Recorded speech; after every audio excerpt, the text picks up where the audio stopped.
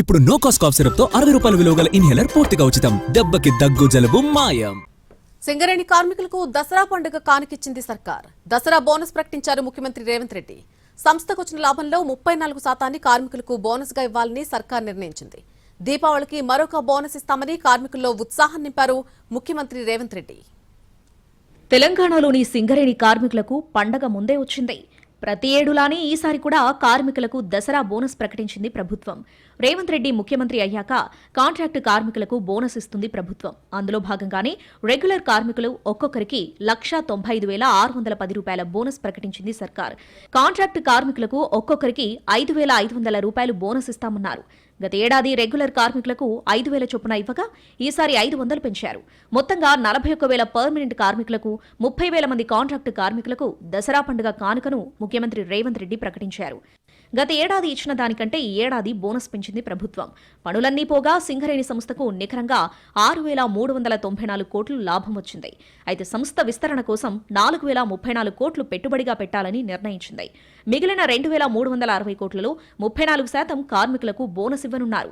దాదాపు 71,000 మంది కార్మికులకు బోనస్ కింద 810 కోట్ల రూపాయలు అందించనున్నారు. పెట్టుబడుల కోసం 4,034 కోట్ల రూపాయలు, కార్మికులకు బోనస్లు పండుగ సందర్భంగా ఇవ్వడానికి 2,360 కోట్ల రూపాయలు.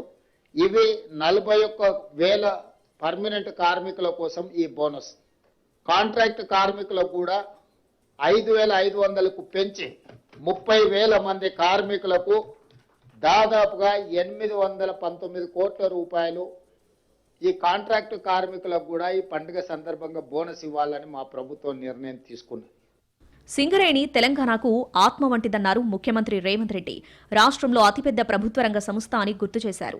కేంద్ర ప్రభుత్వం బొగ్గు గనుల వేలం పెడితే గత ప్రభుత్వం పాల్గొనలేదు. ఫలితంగా సింగరేణి ప్రాంతంలో 2 బొగ్గు గనులు ఆనాటి ప్రభుత్వానికి అనుకూలంగా ఉండే వ్యక్తులకు వెళ్లాయి. ఆ 2 బొగ్గు బ్లాకులు ప్రైవేట్ వ్యక్తులకు వెళ్లడంతో సింగరేణికి నష్టం చేకూరింది. ఆ గనుల్లో పెద్ద ఎత్తున బొగ్గు నిల్వలున్నాయి. ప్రైవేట్ వ్యక్తులకు వెళ్లిన ఆ బొగ్గు బ్లాకులను తిరిగి తెచ్చుకునే ఆలోచనలో రాష్ట్ర ప్రభుత్వం ఉంది. ఇప్పటికే కేంద్ర ప్రభుత్వానికి లేఖ రాశామని సీఎం చెప్పారు. సింగరేణి బొగ్గు మైనింగ్కే పరిమితం కాకుండా ప్రపంచవ్యాప్తంగా ప్రస్తుతం క్రిటికల్ మినరల్స్ కున్న డిమాండ్ను దృష్టిలో పెట్టుకుని ఆ రంగంలో మైనింగ్ పై దృష్టి పెట్టామన్నారు. సింగరేణికి ఉన్న అనుభవాన్ని దృష్టిలో పెట్టుకుని మైనింగ్ రంగంలో విస్తృతంగా వెళ్లాలని ప్రభుత్వం విధాన నిర్ణయం తీసుకుంది.